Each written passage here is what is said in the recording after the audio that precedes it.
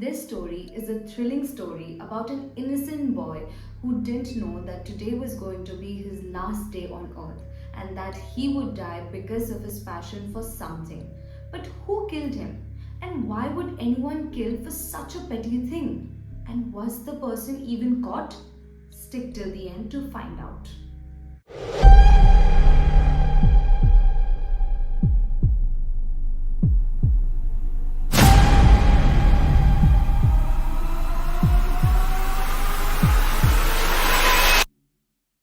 An innocent boy named Rahul was so brutally murdered that it would even hurt to hear about it. Rahul was a teenager who went for private tuitions to his teacher's house.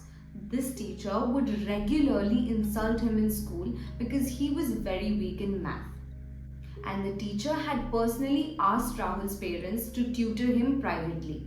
And the weirdest part in all this was the tutor did not want any money in return. In exchange, all he wanted was the liberty to scold Rahul and fix him.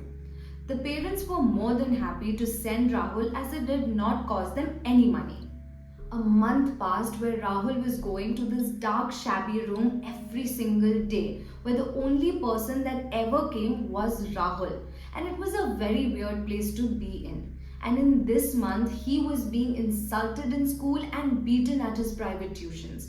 But the only thing that changed was his grades. He started doing better in maths, and this was the reason why he had to continue going to that private tuition. Surprisingly, Rahul was okay going to that dark, horrible place. I know, you must be wondering why would he be okay to go there? It's a new day.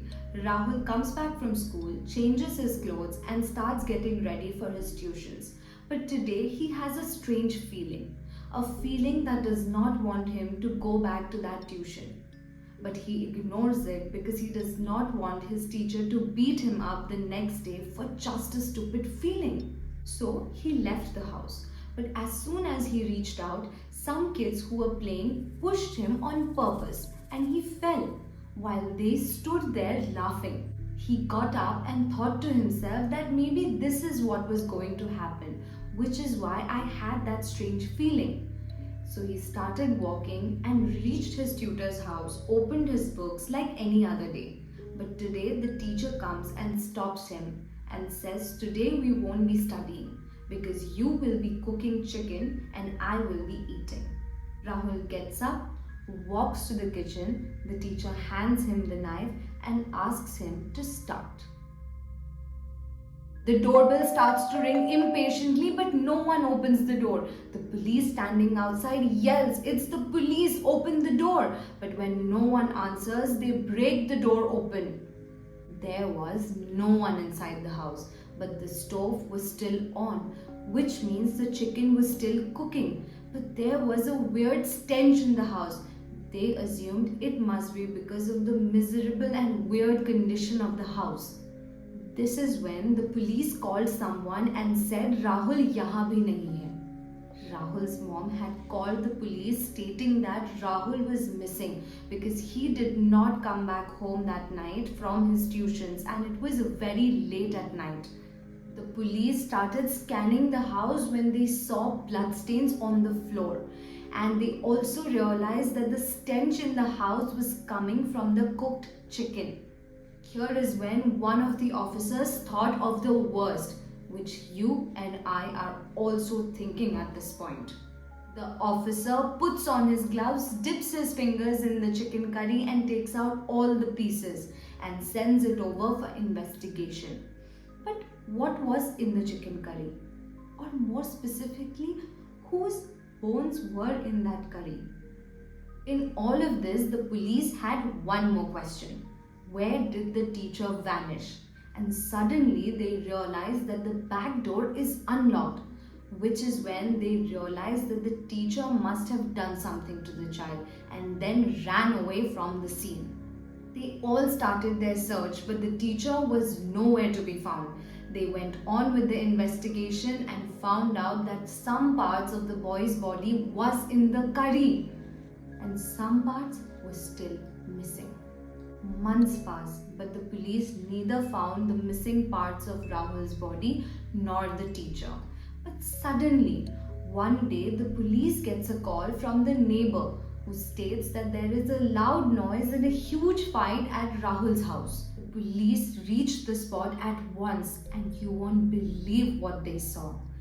They saw the teacher in the worst possible condition, holding a knife and fighting with Rahul's father.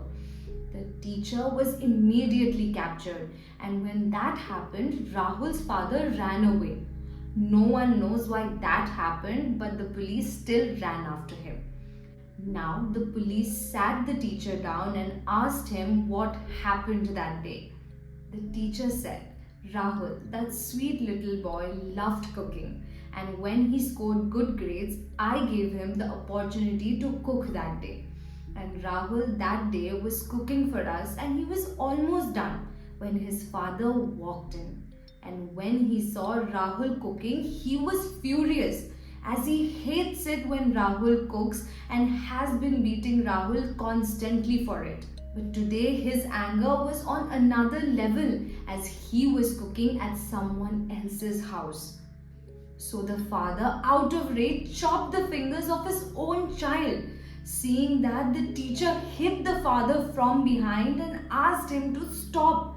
They started fighting and didn't even realize that Rahul was losing out on a lot of blood. But by the time they realized, Rahul had lost so much blood that it took his life.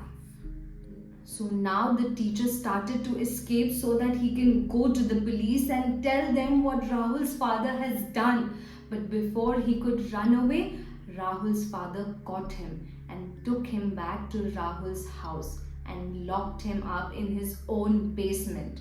And then he came back to the crime scene, took his time and chopped Rahul's body into pieces and put some of the pieces into the chicken curry. And the other remaining pieces, he took it with himself and dumped it in the basement with the teacher. All these months, the teacher was forced to live in a basement with Rahul's dead body. After this confession, Rahul's father was caught and the missing body part was also recovered. And Rahul was killed for something so normal by his own father, who did not understand that Rahul's passion for cooking was not as worse as committing a murder. So that was the end of the story, guys. I'm Sulekha Sen and I narrate short stories. And if you like murder, mystery and horror, then please hit the like, share and subscribe button, and also hit the bell icon so you get a notification every time I post a new story. And also, I post stories every Wednesday and Friday. So stay tuned. And also, if you want me to share your stories, then you can send them to me on my email ID, which I've given in my description box below. Until next time, bye-bye.